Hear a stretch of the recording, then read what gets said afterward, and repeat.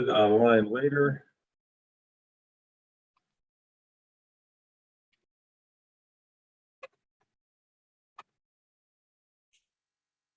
All right, so we are going to get started. And so today's webinar is about the course selection process. My name is Mr. Smith, Thomas Smith. I am the Dean of Teaching and Learning for the high school. Thank you so much for joining us. We're so excited to have you and your sons as part of our community. And so today's information is really just to get you through like the next couple of weeks in terms of the placement form and some other information like that. So we're going to go through a little presentation here. I'll take some questions at the end. The questions can be put in the chat. Again, I'll take them at the end so that, you know, like we can kind of do them all at the same time. But yeah, it'll take about 30 to 40 minutes all told. Again, I am recording this so that you can watch it later if you need to, or show it to someone else. But why don't we begin? So our agenda, let me see here. Let me just admit a couple people from the waiting room. All right, so our agenda is the following. We're going to talk about the course of studies for freshman year. I don't want to get too far into the nitty-gritty details about sophomore, junior, and senior year. Really, the purpose of today's webinar is to talk about freshman year and sort of getting ready for the courses there. I'll talk a little bit about the schedule in general. We'll go into the electives, language, math, and fine arts. And then we'll talk about the placement form and the sort of specifics about that. We'll go over some dates, then I'll take some questions. And again, throughout this whole process of getting you and your sons ready for the school year, you know, we'll do our best to be in constant communication. You know, we'll be sending out more and more communications as, you know, as certain dates get closer, and as we get everybody into our My BC High systems, and then you can start getting some of our newsletters, etc.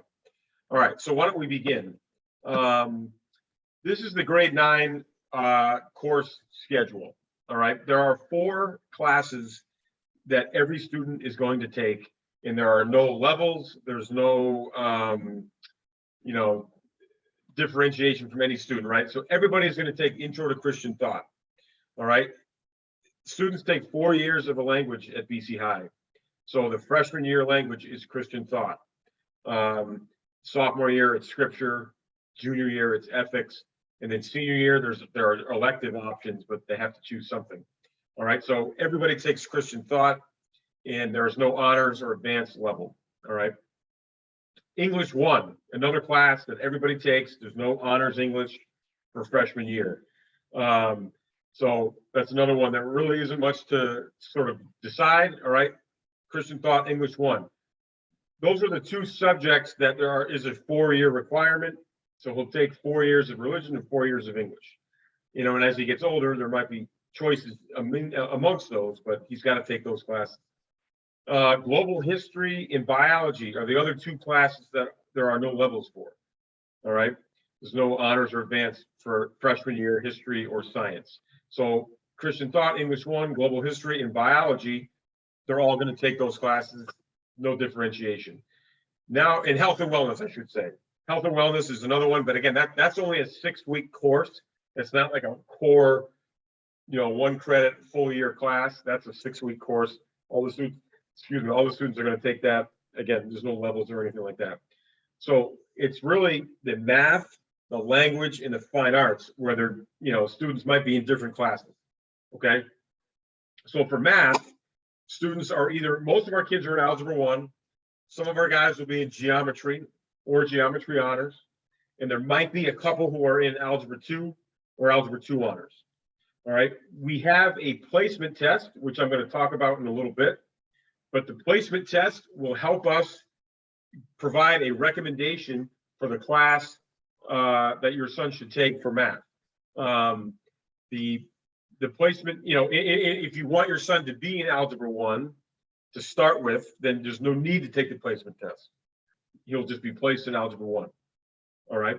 I understand that there's probably a lot of students who are in 8th grade right now taking a class called Algebra 1 at their middle school. Despite that, that does not necessarily mean that your son will be placed in geometry. All right. Our Algebra 1 at BC High might cover topics that are different or a little bit more depth or different altogether than an Algebra 1 at a middle school, which is why we typically have students take the placement test to help us figure that out. As a former math teacher myself here at BC High, I know, and I taught a lot of the calculus classes, and I know from experience that most students, as they progress through their high school math curriculum, the items that trip them up the most are related to algebra. So we definitely believe in a strong foundation of Algebra 1. And like I said, a lot of kids are taking a classical Algebra 1 right now, but that does not necessarily mean that he will place into geometry. All right, that's what the placement test is for. We want to place them in a course that's going to give them the best opportunity for success. You know, we want to make sure that they're successful not only freshman year, but then, you know, the rest of their time at BC High. All right, so most guys Algebra 1, some will be in geometry, maybe a few in Algebra 2. And again, Algebra 1, there aren't any levels. It's just Algebra 1. But geometry, there is an honors level. Algebra 2, there is an honors level. The other class that might be different depending on what your son wants to do is language. All right, we have 4 language options: Spanish, French, Chinese, and Latin. All right, so depending on your son's experience in that language, will determine you know, whether or not he should take the placement test. If your son has 0 experience in a language that he wants to take, then he will be placed in level 1 of that language. And there's no need to take a placement test. If your son has experience, say he's been taking Spanish for the last couple of years, then if you want him to be placed into Spanish 2 or Spanish 1 advanced or Spanish 2 honors, then he should come take the placement test, and we'll figure out what the best level is for him. Again, if you prefer that he start in level 1, even though he's had Spanish before, that's fine too. And he can take level 1. And then fine arts is the other course that will be different for all the students, right? We've got a bunch of different options in the visual arts, the music arts, the theater arts, that he can choose from. We've got some introductory level classes. We've got some for experienced artists. And I'll talk about the different ways to fulfill the arts requirement at BC High. And like I said, we have health and wellness, which I've mentioned briefly. It's a 6-week course in the first semester that everybody takes. There isn't really much to decide there. Okay, a brief look at the course of studies from grades 10, 11, 12. Really, I just want you to see that as he gets older, there are more options. And the 2 subjects where there's a 4-year requirement are religion and English. There's a 3-year requirement for science, social studies, math, and language. And so, you know, again, this isn't super pertinent to today's webinar, but just to give you a sense that, like, it might feel constricting his freshman year, like, oh, there's these 4 classes he has to take, and there's only really a couple, and even that, he has to take math and language. Anyway, as he gets older, the door opens up a lot more, and he can take different things. Here's the typical schedule at BC High. So on Mondays, Tuesdays, and Fridays, the classes are 45 minutes. And then on Wednesday and Thursday, the classes are 80 minutes. And there's a late start on Wednesdays. All right, the first class does not begin until after 9 o'clock, 9:15. That morning time is time for faculty to collaborate, professional development, etc. Of course, the building is open and students can come to BC High as early as like 6 a.m. if they want, even on Wednesday when their first class isn't until 9. You know, they can go to the library or the cafeteria or whatever it is to get some work done. They got a half an hour for lunch every day. On Wednesdays, they also have something called, well, on this schedule, it's called MMP. I think we're sort of changing the name of that next year, but it's sort of like an advisory program. But yeah, so that's basically it, right? So classes meet, you know, regular classes meet 4 days a week. They drop on either Wednesday or Thursday. So they'll meet Monday, Tuesday, and Friday, and then they'll meet for a long block on either Wednesday or Thursday. And I'll talk about fine arts classes because those are a little different, but that's the typical schedule. Let's talk about languages, okay? So there is a 3-year requirement in the same language in the high school. The years that your son has been taking a language now in middle school do not count towards those 3 years, all right? Like I said earlier, we've got Chinese, French, Latin, and Spanish. If you want him to be in a level other than level 1, then he should come take the placement test on June 4th at 8:30. All right, it's about 45 minutes. He can take the math placement test at the same time, you know, right after he takes the language one or vice versa. But the placement test is going to be what helps us place him in the right class. You know, especially with the languages, you know, looking at your son's report card from his current school and class, although that's helpful at times, the placement test is really what is most helpful for us in placement, right? Because what one school calls level, you know, or Spanish 8 might be different than what another school says is Spanish 8. And, you know, it's just easier for us to give him a test, a placement test for us to find out, okay, what does he know? Where are the gaps? Like, what would be the best place for him to have the most success? So, placement test is June 4th. Again, if you want your son in level 1, if he's trying a new language for the first time, there's no need to take a placement test. We'll just indicate what language he wants and we'll put him in level 1. If he wants to try a new language as a freshman, say he's never had Latin before, wants to try Latin, and he does it for freshman year, and say he's like, it's all right, you know, I liked it, but I'd rather go back to Spanish or French or whatever his other language may have been. He can do that, but that means that sophomore, junior, and senior year, he has to stick with French, right? He needs 3 years of the same language. Now, a lot of guys will take 4 years, but some get their 3 languages done, freshman, sophomore, junior, and that's it. All right. So again, just something to think about. He can try something totally new in freshman year. If it doesn't work out after freshman year, he can, you know, change to something else. But again, if he does that, he has to stick with that new language for the rest of his time. Let's talk about math. As I said earlier, most guys start with Algebra 1. Some will be in geometry, and some will be in Algebra 2.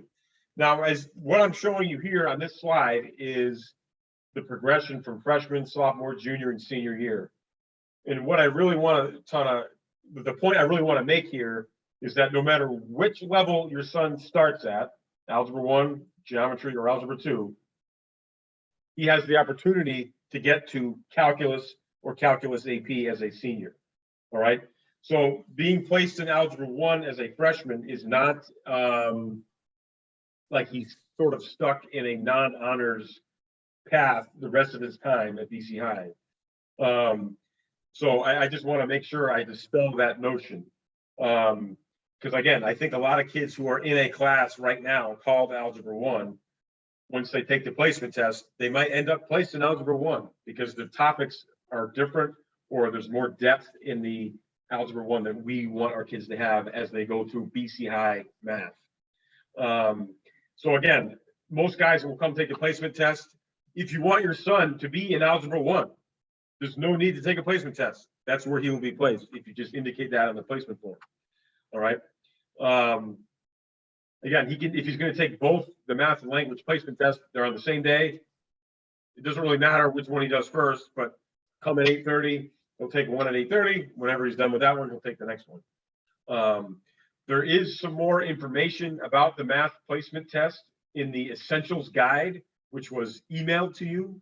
And I think it might have also been mailed to you, which may not have arrived yet, but you should have been emailed that. It is also posted on the New Student website, which I will show you later in this presentation. But the Essentials Guide has a lot of information that you need, in which I'm going to sort of go over today as well. But there is more detailed information about the math placement test in that Essentials Guide. All right, fine arts. And this is where things kind of get really crazy. All right, so all of our credit or all of our regular full year classes are worth 1 credit, right? Math, English, social studies, science, language, etc. Classes that meet all year, they're one credit. But our fine arts classes are worth varying amounts of credit. Some are a quarter, some are a half, some are 3/4. the requirement, the minimum requirement for students is that they need to accumulate 1 credit of fine arts before they graduate BC High. They have 4 years to do this. Okay, so if some of them might want to take a quarter credit class, one of them each of the 4 years, and that's how they get up to 1 credit of fine art. They might do 1 year of a half credit and another year of a half credit. They could do 1 year of a half credit and then 2 years of a quarter credit each, et cetera. There's a bunch of ways to mix and match to get the credit done. Of course, that 1 credit is a minimum requirement. Okay, so we would want and encourage kids to go beyond the 1 credit if that is something that they're interested in and if that is a passion that they have. So the amount of credit that a course is worth is directly related to how often the class meets, right? What the time commitment is. All right.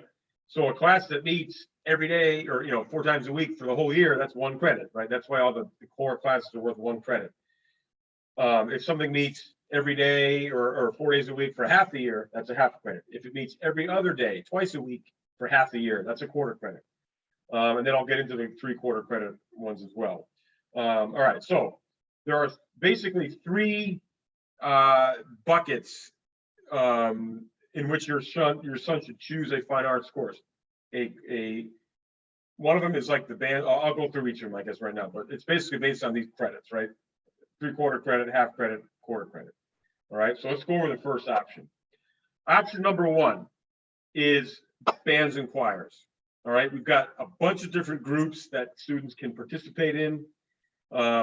These groups meet outside of the school day. They meet before school or they meet after school. All right, so that's one thing that must be kept in mind when you're thinking about and you're helping your son think about what option he wants to do. The bands, for the most part, meet after school. Concert band, chamber orchestra, jazz rock ensemble, jazz big band, and guitar orchestra. All of those groups meet after school. And all of these groups do require that your son be able to already play an instrument. These particular groups are not for students who have never played an instrument. These aren't for students who might be learning the instrument. It's for students who have experience already with a particular instrument. All right. So all of these are worth half a credit except for the concert band, which is 3/4 credit. And I think that's because there are more performances for the concert band. The groups typically have 2 days a week after school, where that's the requirement. They do meet all year. All right. So they get half a credit, a couple days a week after school. So that's why they get half a credit. The concert choir and the liturgical musicians, those 2 groups meet before the school day. They meet around 7:15, 7:30. Concert choir is 3/4 credit. It's twice a week all year, but there's a lot of performances. They perform at various events at the school. They might perform at events elsewhere in Massachusetts. There's actually a group that's going to Ireland this year to perform as part of the choir. So there's different levels of participation. That's why it's worth more credit. Liturgical musicians, there are 3 sort of like subgroups of liturgical musicians. Liturgical musicians is the performers who play and sing at our all school masses, right? Our liturgies. All right. So we've got one group that's just sort of a mixed ensemble. It's just instrumentalists and singers. Then we have another group that they play hand chimes. And then there's another group that is a gospel choir. All right. So there's 3 different subgroups. And if you just do one of the subgroups, he gets a quarter credit. It's once a week in the morning, all year. If he does, 2 groups of those subgroups, then he gets half a credit. If he does all 3 groups, it's 3/4 credit. All right. So, and the concert choir does not require, or your son does not have to be a good singer already. He doesn't have to have any experience singing to be in the choir. The choir usually has like between 50 and 100 kids in it, right? It's a big group. Your son doesn't necessarily mean, if he's in the choir, doesn't mean he's going to be asked to do solos or anything. If he's talented and he's got a passion for it, then that might be something he does at some point. But there isn't he doesn't need to be a good singer already. Same with liturgical musicians. If he's going to play an instrument in the liturgical musicians, then yeah, he needs to know how to play the instrument already. But if he's going to be a singer in the liturgical musicians, he doesn't necessarily need prior experience. So those are some options there. All right. Option number one is these groups that meet before or after school. One common question about especially the after school bands is, would that conflict with sports? And the answer is yes and no. In particular, the concert band. Concert band is a group that is pretty large for the most part, and there are students who will do the band for, say, like 2 out of 3 seasons. So, for example, if your son makes the soccer team, but he also wants to do concert band, in the fall season when soccer is happening, maybe he doesn't do band that season. But then in the winter season, in the spring season, if he wants to do band, he would have to participate in those 2 seasons, and he can still earn credit. All right. For the other groups, it's not quite as flexible because, like, the chamber orchestra, for example, is a much smaller group. And that group really can't afford to have kids sort of go in and out of the group, right? If at times, there's say there's a dozen kids in the group, and then for one season, 3 or 4 of them are gone, the instruments are a little bit more, specialized. And if they lose those guys, it's a little harder for that group to continue doing what it needs to do. So anyway, concert band is the one that's got a lot more flexibility than the other ones.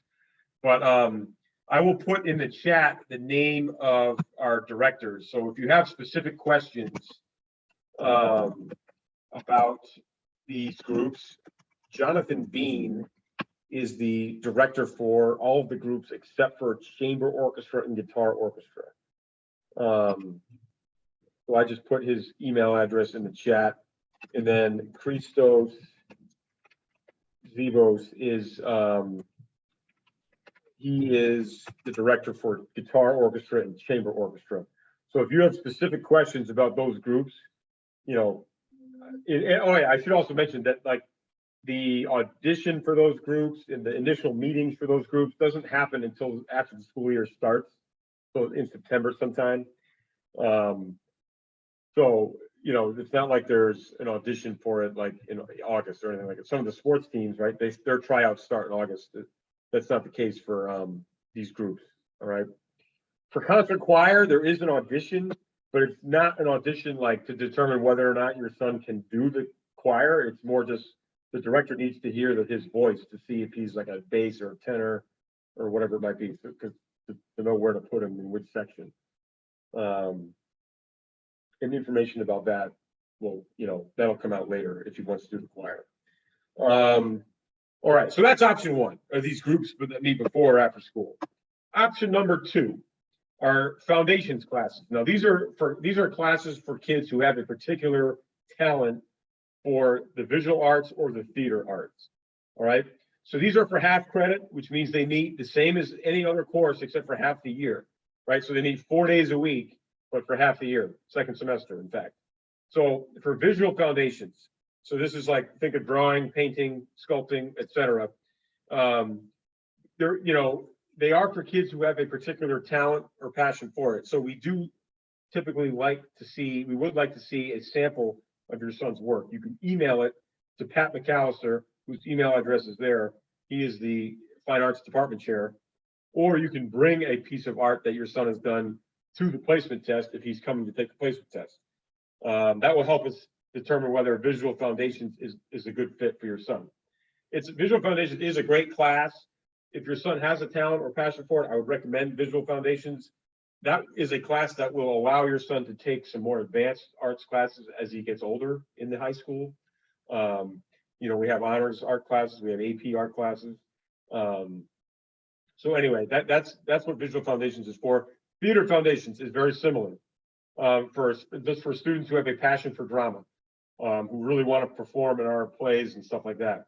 So there isn't an audition for that class, or there's no sample to provide. If he's interested in Theater Foundations, he should just check it on the placement form. But again, these are classes that meet during the school day, and they meet 4 days a week for the second semester. So second semester, he wouldn't really have any free periods because he's got this fine arts class. And I'll show you what that looks like in the schedule in a minute. All right, that's option 2. So we've got option 1 is the outside the school day, bands and choirs. Option 2 are the foundations classes. Option 3 are these quarter credit classes. All right. So these are all introductory level art classes. We've got some in the visual arts, some in theater, some in music, and some in voice. These meet every other day during second semester. So that's why they're a quarter credit. Again, they meet during the day, so they will take up a couple of your son's free periods for second semester. But these are intro classes. All right, these will help your son get his foot in the door with a particular section of fine arts, whether it's visual art, theater, music, etc. No prior experience is needed for any of these classes. We do have some sort of pathways, which might be the best word for it, in his time in high school. So, for example, if freshman year your son takes intro to drawing, right? And then sophomore year, that's an introductory class, introduction to drawing. And then sophomore year, that will allow him to take something like architectural drawing or drawing and design honors or sculpture or something like that. So like he could follow a visual arts path in his 4 years. Digital photography, same thing. He could take digital photography freshman year, and then sophomore year, take advanced digital photography honors, and then junior year, take digital filmmaking. Right? He can sort of progress. Or he can mix and match. Freshman year, he takes acting 1. Sophomore year, he might take, music makers. And then junior year, he could take digital photography, etc. So there's no requirement that he sticks to a certain pathway. These are all intro level classes. If you look at the center column, the music column, the guitar ensemble and the piano ensemble, those are performance-based classes. So he will be learning to play the guitar or learning to play the piano. So that means he does need access to a guitar or a piano while he's at home. We have some guitars and pianos here, which will be used when he's in class, but he, at home, he's going to need his own guitar or piano to practice on. So he doesn't need any prior experience, but he needs access to those instruments at home. The other music classes, like understanding music, music production, bebop to hip hop and pop, and music makers, those are not performance classes. Those are, listening to music, interpreting music, learning about how music is made, musical history, that kind of thing. Those are great classes as well. Then we have some voice classes. Those are performance classes. He's going to learn how to sing. All right. So that's option number 3, is these quarter credit classes. So let's look about the schedule again and see how these classes impact his schedule. So this is semester 1. And you notice that the green highlighted boxes in this particular student's schedule are free periods. All right. So in the first semester, your son is going to have free periods. Not every day, right? Because all the blocks meet 4 out of 5 days of the week. So on one day, he wouldn't have a certain class or the free period will drop out. All right. So first semester, he does have a free period. In that free period, he's going to have that health and wellness class for 6 weeks. Okay. So in the first semester, that 6-week health class will happen during these free blocks. Other than that, these blocks are going to be free first semester. Second semester, if he does option 3, if he picks a quarter credit class for fine arts, 2 of those 4 free periods in the week are going to be occupied by that fine arts class. The other 2 periods are going to remain free. Okay, that's a quarter credit class. So this particular student that I'm showing you now took intro to drawing. So on 2 days a week, he had intro to drawing, and the other 2 days, he still had a free period. If he did a half credit class, like the foundations class, so this particular student did visual foundations, you can see here, his free periods in the second semester are gone. All right, because he's doing something he's passionate about, something that he has a talent in, he's taking visual foundations. All right. Again, first semester is unchanged, but second semester, he doesn't have his free periods.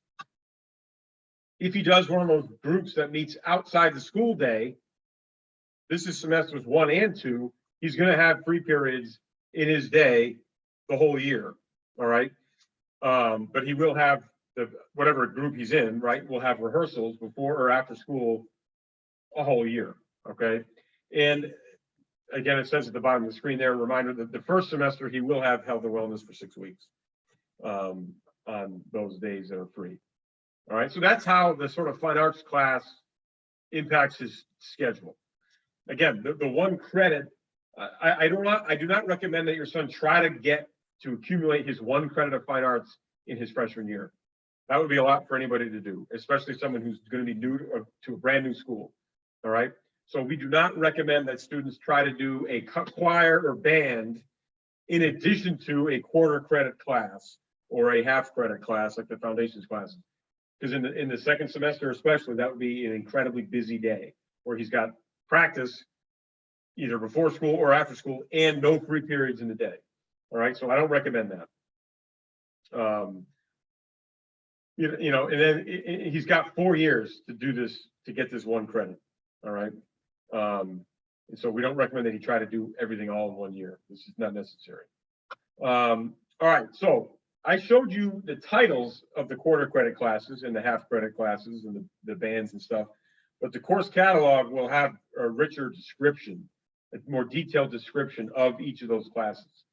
The course catalog is posted online on the new student website, which I'll show you. But you can look in there in the fine arts section to see like the bigger description of those fine arts classes. Let's talk about the placement form, because the placement form is what is due on April 8th. All right. And so I'll go through each part of the placement form. The placement form is in the essentials guide that was emailed to you. I can also show you where you can download the essentials guide. But the first thing that we need on the placement form is your son's name. All right, first and last, make sure he writes legibly so we can see it. So that's the first thing we need, all right, is the name. All right, now the next section on the placement form is this fine arts section.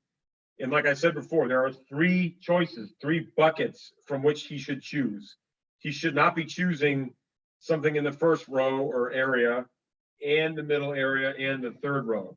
Okay, he should be in one of those 3 areas. So the first row on this page are the bands and choirs. He should just put a check on which one he wants to do if he wants to do one of those groups. All right. If he's going to do concert band, for example, he checks that off and then he's done with this section. And then he goes on to the math and language placement test section. All right. If he's going to do a foundations class, then he leaves the first row blank. He's not doing a band or choir. He's doing the middle part. He's going to do visual foundations. Check that off. Take a picture of some art, send it to Mr. McAllister, or bring it to the placement test. If he wants to do a quarter credit class, then he should be in the bottom section. All right, those are the listings of all the quarter credit classes offered for freshmen. He needs to rank those choices 1 to 4, 1 being his top choice, 4 being his 4th choice. All right, that is just in case there are any issues in the scheduling process, in which case he would not be able to get his top choice, which is not often, but I need to have a backup just in case. Again, he should be in one of these 3 sections. All right, he shouldn't be picking a band, picking a foundations class, and picking a quarter credit class. That's not all going to fit in his schedule. All right, so he should be in one of these 3 areas. All right, so and on the last area, if he wants to do a quarter credit class, I do need his choices 1, 2, 3, and 4. All right. Okay, the next section is the language and math placement test attendance. All right. So this is where he's going to tell us which language he wants. And this is also where you're going to tell us if he's going to come take the placement test. All right. I do need choices. All right. I need a first, second, third, and fourth language choice. 99.9% of the time, they get their first language choice. Sometimes we need to go to their backup choice, but not often. Anyway, if I could get their top choices 1, 2, 3, 4, 1 being his top choice on that first part, and then down below that, just tell us if he's going to come take the placement test. If he's not taking the placement test in either language or math, he will be placed in level 1 of the language that he wants and algebra 1. All right. If he's going to come take the placement test, just indicate which test he wants to take for language and check off the math placement test. Then we'll know to have the test ready for him. And we'll know that, you know, we got to wait for the results before we put him in a math class or a language class. All right.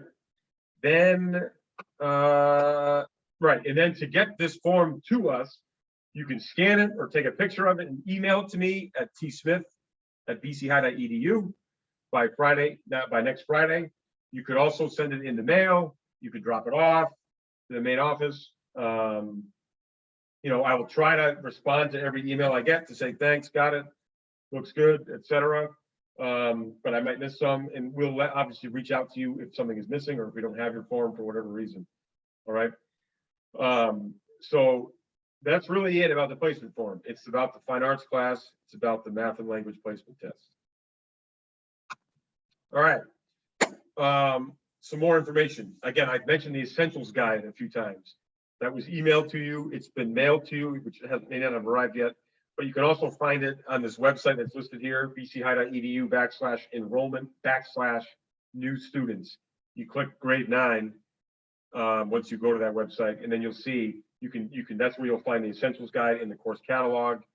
The essentials guide has the preliminary calendar, the checklist of things to do to get ready, technology information, health forms, and then the placement form. You know, the course catalog is also posted. June orientation, that is definitely something you should mark your calendars for. Either June 13th or 14th. It's happening both nights. You're only supposed to come to one of those nights. It's the exact same program on both nights. So we're just trying to give an option, right? So you don't have to RSVP. Just show up to one of those 2 nights, June 13th or 14th. It will likely be in the early evening. There will be a program. There'll obviously be a lot of programming for your son, but there'll be a parent program portion as well. We will get the exact times to you as soon as we have it all finalized. Typically in the past, it starts at 4, you know, and goes to 7 or 8, and there's a parent program in there somewhere.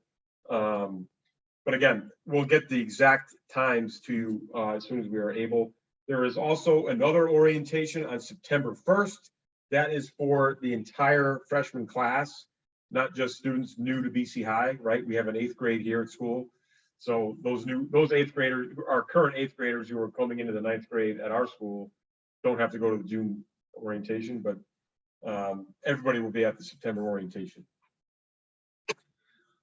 Technology, briefly, we are a one-to-one school, so we do have an expectation that every student will have a device. It can be a laptop, it could be a tablet. If it's a tablet, most often it's an iPad. We do have some kids who use Chromebooks or, you know, what are the other ones? Netbooks, you know, Surface is what I'm trying to think of. But most guys have an iPad if they have a tablet. Just some basic requirements here. Everything we do online is on using a Chrome browser, or at least that's the best browser for it. So just whatever device he has, make sure that it can use Chrome, which I think most of them do at this point. It's got to have at least 128 gigs of storage. Some of our textbooks are all digital. And some of them are kind of take up a lot of space. If it's an iPad or a tablet, make sure that it doesn't, make sure it only can be used with Wi-Fi and not like cellular. We want to make sure that when he's here, he's on our Wi-Fi network so that we can, you know, have our security in place and everything like that. There's a link down there, apple.com/edu/BC High. That will sort of like, you know, help. It'll pop up like this is, you know, the level, what we sort of recommend as a device.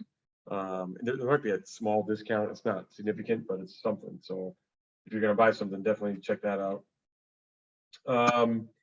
We do have a lot of summer academic offerings. Some of them are academic oriented. Some of them are sports. Some of them are specialty camps, like robotics camp or programming, or you know, there's a whole bunch of different things that we offer in the summer. There's a couple of fine arts classes as well. So definitely check out that website, bchigh.edu/education/summer programs. Check that out. It's a really great way to meet kids before the school year starts. I used to coach the summer basketball camp. It was great. We'd have like, you know, 30 to 40 kids playing basketball all day. And again, kids get to know each other. It's pretty good. Anyway, so check that out. I recommend that. Again, just a reminder about upcoming dates. Next Friday is the placement form is due. If you can just email it to me, that'd be great. You can also mail it, drop it off. In late April, we will send you username and login information for our MyBC High website. That's what it's called, MyBC High. So once you get access to that, then you will start to get like our weekly newsletters that will have all kinds of information for you. All right. So kind of sometime after April 15th, sometime after that in April, you'll get access to that. You know, and then you'll start getting the newsletter. We also have the placement test on June 4th, 8:30 at BC High. You'll tell us if you're coming on the placement form. Then June 13th or 14th for the orientation, and then you can purchase a T-Pass through us if you're going, if your son needs one, starting in July. All right, and then that might be it. And then I'll take some questions. The way we'll do questions is you just type them in the chat, and I'll do my best to answer them. You know, I'll stick around for a minute or two, and if I don't see any coming through, then then I'll stop the recording and we'll be done for the day. But and like I said, we will send you an email later today that has the link to the recording of this, as well as some other information that might be pertinent between now and the next couple of weeks. But yeah, thank you so much for joining us. We really appreciate it. I'll put my email address in there again on the chat. If you have questions, feel free to email me. If I don't have the answer, I will point you to the answer or where you can find the answer. And okay, so here are a few questions coming through. Here's a question: is there a discount on T-Passes? I believe there is.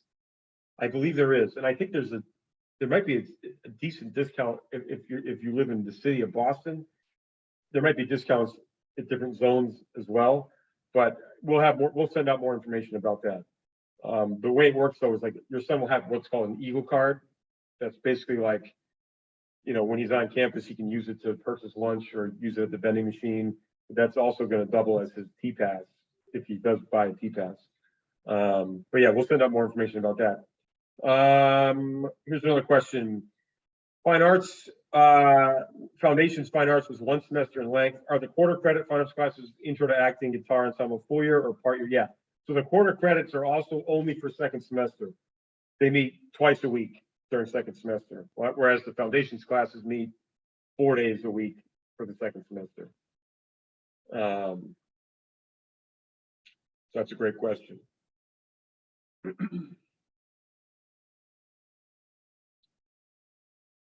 So yeah, just I don't see any more questions at the moment, but okay, here's another question.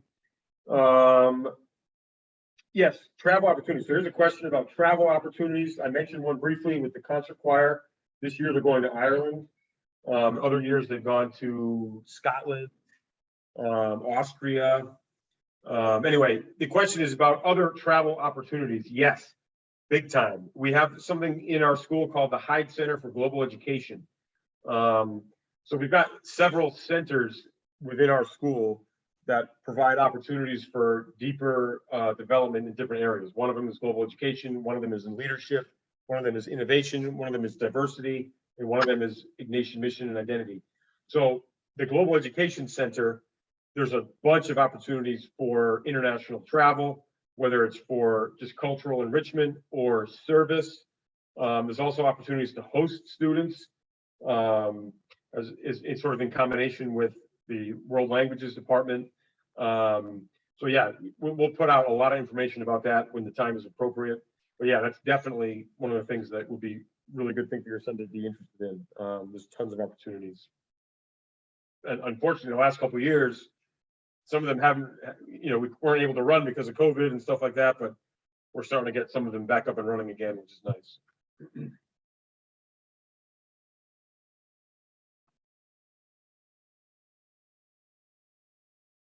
Okay, here's another question about fine arts. Yeah, so question, regardless of which arts elective your son chooses, you will have 4 free periods per week in the first semester, outside of the health and wellness course. Yes, exactly. So like first semester, he's going to have a free period 4 out of 5 days, except when he's got that 6-week health thing. Now, the 6-week health thing, it could be the first 6 weeks he's got health. It could be the middle 6 weeks of the semester, and it could be the third 6 weeks of the semester. So, we kind of spread it, all the kids are, it's sort of random, they're just sort of spread out throughout the semester. But yeah, so other than that part, he'll have a free period, 4 days a week. It's a great question.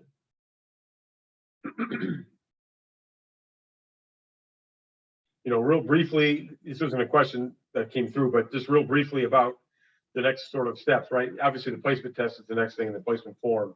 So once we get the placement test graded and everything, and then before the summer starts, we'll email we'll send in the mail as well, but we'll also email a course list, which will show the courses into which your son is enrolled. It's not his schedule per se. It doesn't say like who his teacher is or which block the classes meet, but it's the list of courses that he's enrolled in, and that will get him through the summer. If there's any summer reading or whatever it is. But yeah, that'll all sort of take place after the placement test. So like we turn around the placement test results pretty quickly, so that before like June, before your son is done with his school year, probably, by the end of June, by June 20th, maybe, he should have in his hands a course list, the scheduling letter, we call it.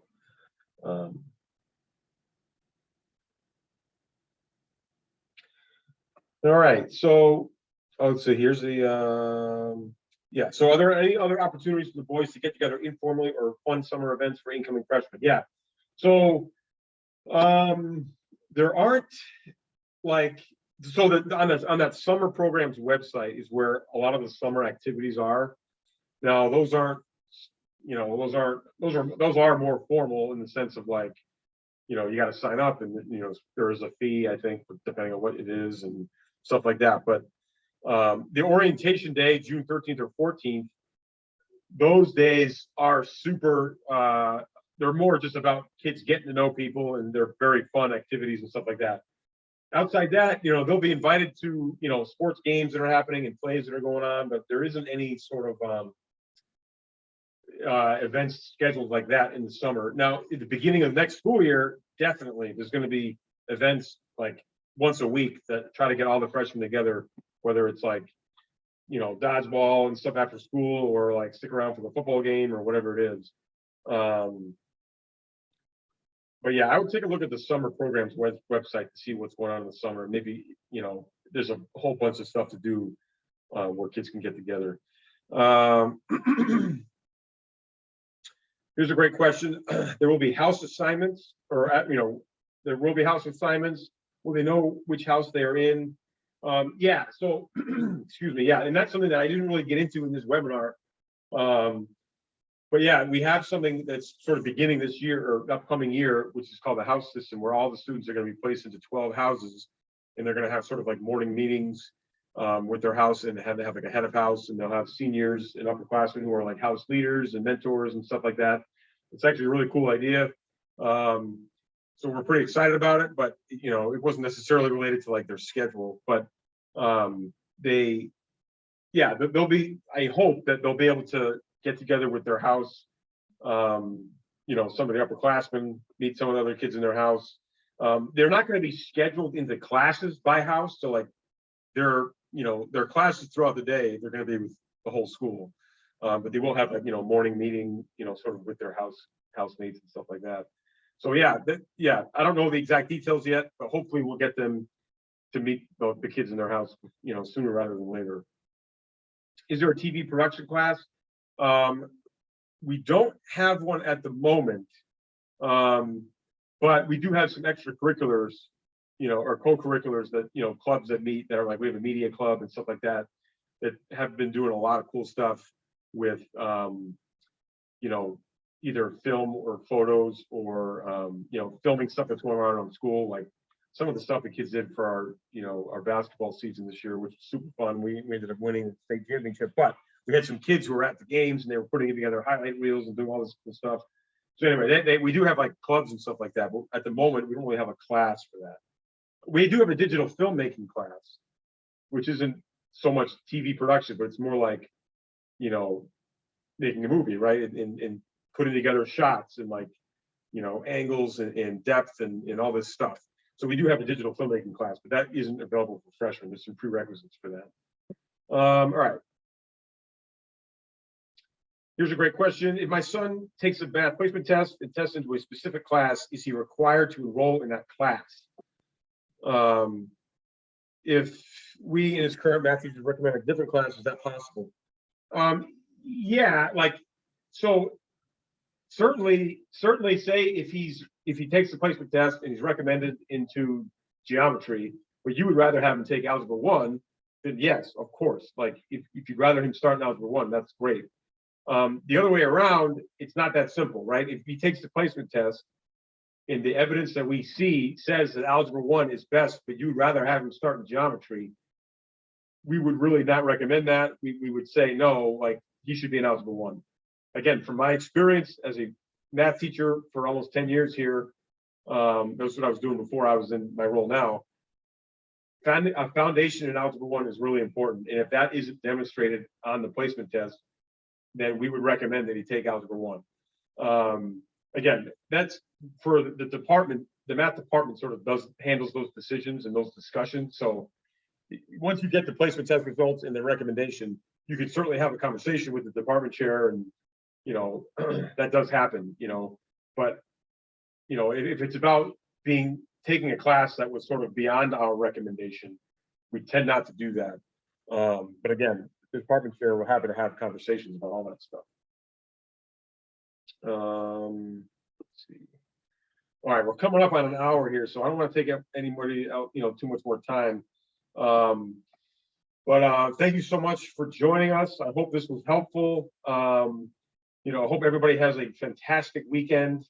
And please email me with any questions. Like I said, if I don't have the answer, I will point you to the person who does.